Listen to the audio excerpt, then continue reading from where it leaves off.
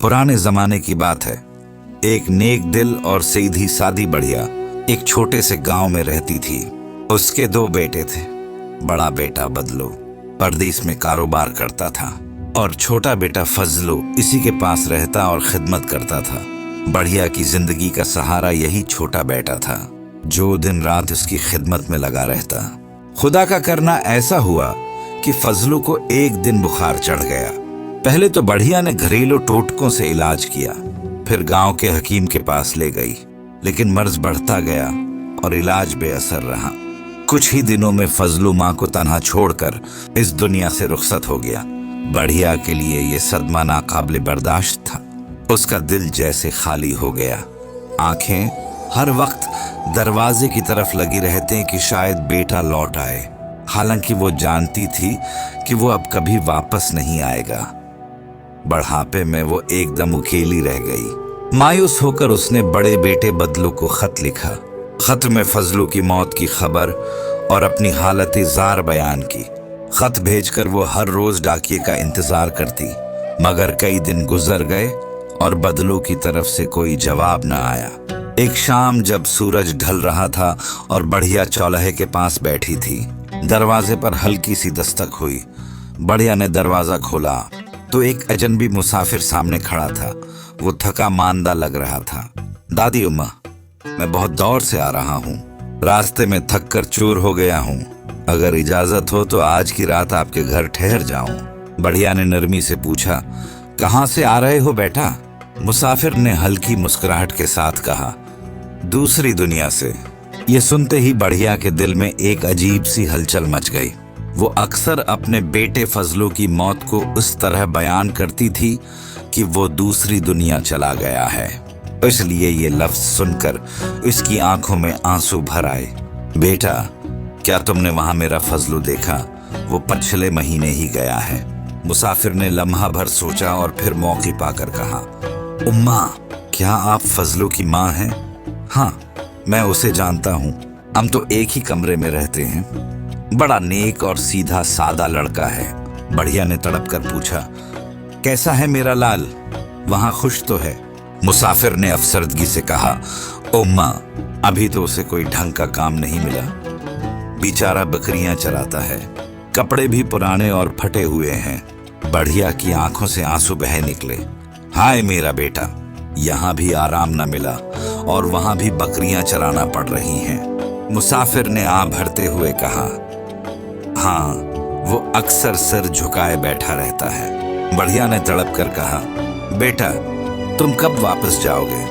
परसों, मुसाफिर ने जवाब दिया। बढ़िया फौरन अंदर गई और 40 गुज कपड़े का एक थान और 50 रुपए निकालकर मुसाफिर को दिए। ये मेरे फजलू को देना और कहना माँ ने भेजा है। मुसाफिर ने सिर हिलाया और रात वहीं आराम किया। सुबह होते ही वो खामोशी से निकल गया, पीछे सिर्फ बढ़िया की दुआएं छोड़कर। कुछ दिन गुजर गए। बोड़िया अब भी बेटे के कपड़ों की खुशबू महसूस करने के लिए उनका संदूक खोलती और लंबे लंबे सांस लेती। उसका दिल हर वक्त उस ख्याल में रहता कि मुसाफिर कब वापस आकर फजलू का पैगाम देगा, मगर वो मुसाफिर कभी वापस न आया। महीनों गुजर गए। बढ़िया की हालत दिन बदन कमजोर होती गई। एक दिन फिर किसी अजनबी ने उसके दरवाजे पर दस्तक दी। बढ़िया ने दरवाजा खोला तो एक और शख्स सामने खड़ा था। वो दरमियानी उम्र का, साफ सुथरा लिबास पहने हुए, नर्म लहजे का आदमी था। ऐमन जी, मैं सफर से थक कर आ रहा हूँ, अगर इजाजत दें तो रात यहीं गुजार लूं। बढ़िया ने मेहमान नवाजी के तौर पर उसे अंदर बैठा लिया। थोड़ी देर बाद हस्बे आदत पूछा, बेटा, कहाँ से आ रहे हो? इस आदमी ने बगैर किसी खास इरादे के कहा, मैं एक लंबे सफर से आ रहा हूँ, दूसरी दुनिया से। ये सुनकर बढ़िया के चेहरे पर पुरानी यादें ताजा हो गईं। आंखों में नमी आ गई और दिल एकदम तेज धड़कने लगा। बेटा, क्या तुमने वहां मेरा फजलू देखा? आदमी ने हैरान होकर कहा, फजलू? कौन फजलू? बढ़िया ने लरजती आवाज में कहा, मेरा बेटा, वो पिछले साल वहां चला गया। एक मुसाफिर आया था, उसने कहा था फजलो बकरियां चराता है और कपड़े फटे हुए हैं। मैंने उसे कपड़े और पैसे भेजे थे, लेकिन उसके बाद कोई खबर न मिली। आदमी के चेहरे पर संजीदगी छा गई। उसने सोचा, ये तो साफ लगता है कि किसी ने बढ़िया को धोखा दिया है। मगर उसने बढ़िया का दिल तोड़ने के बजाय नरमी से कहा, उमा, मैंने फजलू को देखा है, वो अब बकरियां नहीं चराता। उसके पास अच्छे कपड़े हैं और चेहरे पर सुकून है। बढ़िया की आंखों में खुशी के आंसू आ गए। सच बेटा, मेरा लाल खुश है। जी उम्मा, बहुत खुश है।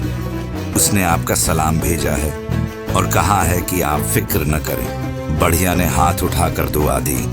खुदा तुम्हें सलामत रखे बेटा, तुमने माँ का दिल खुश कर दिया। रात इस अजनबी ने बढ़िया के घर गुजारी। सुबह वो रुखसत हुआ, लेकिन जाते जाते बढ़िया के दिल में एक सुकून का चिराग जला गया। उसे लगा कि शायद उसका फजलो वाकई खुश है और बेहतर जिंदगी गुजार रहा है। वो इस बात से बेखबर रही कि पहला मुसाफिर उसके सादा दिल का फायदा उठाकर कपड़े और पैसे लेकर हमेशा के लिए गायब हो गया था।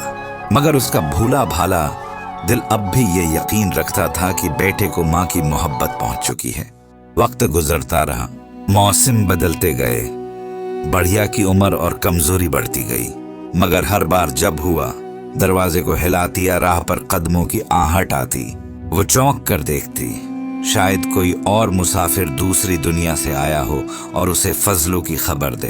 एक सर्दियों की शाम जब वो चौल्हे के पास बैठी आग ताप रही थी, दरवाजे पर आहिस्ता मगर मुसलसल दस्तक हुई। दरवाजा खोला तो एक नौजवान सामने खड़ा था, जिसके चेहरे पर नरमी और मेहरबानी झलक रही थी। बर्फ के जरे उसके बालों में जमी हुई थे और कपड़े सर्दी से नम हो चुके थे। दादी अम्मा, मैं बहुत दूर से आया हूँ, क्या मैं आज की रात यहाँ गुजार सकता हूँ? बढ़िया ने आहिस्ता से पूछा। कहाँ से आ रहे हो बेटा? नौजवान ने हल्की सी मुस्कुराहट के साथ कहा, दूसरी दुनिया से। ये सुनते ही बढ़िया का दिल फिर तेजी से धड़कने लगा। तो क्या तुमने मेरे फजलू को देखा है?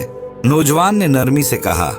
जी हाँ, मैं उसे जानता हूँ, हम करीब ही काम करते हैं। बढ़िया की आंखों में उम्मीद जाग उठी। मेरा बेटा कैसा है? क्या अब उसे सुकून मिल गया है?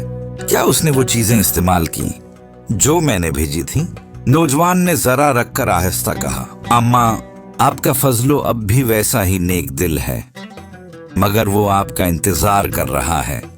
आपने जो कपड़े भेजे थे वो उसने कभी नहीं पहने, जो सक्के भेजे थे वो उसने कभी खर्च नहीं किए।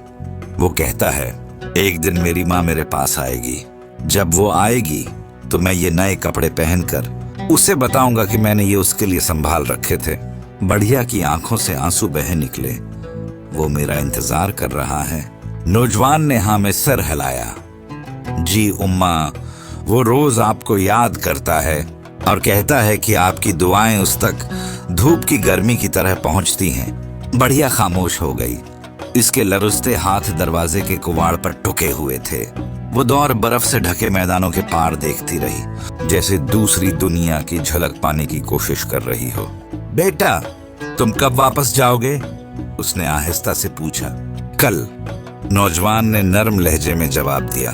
बढ़िया आहिस्ता आहिस्ता अपने संदूक तक गई। इस बार इसने अपना सब कुछ निकाल लिया, सबसे गर्म शाल, खाने का एक बंधा हुआ पूटला और बाकी बचे हुए चंद सके।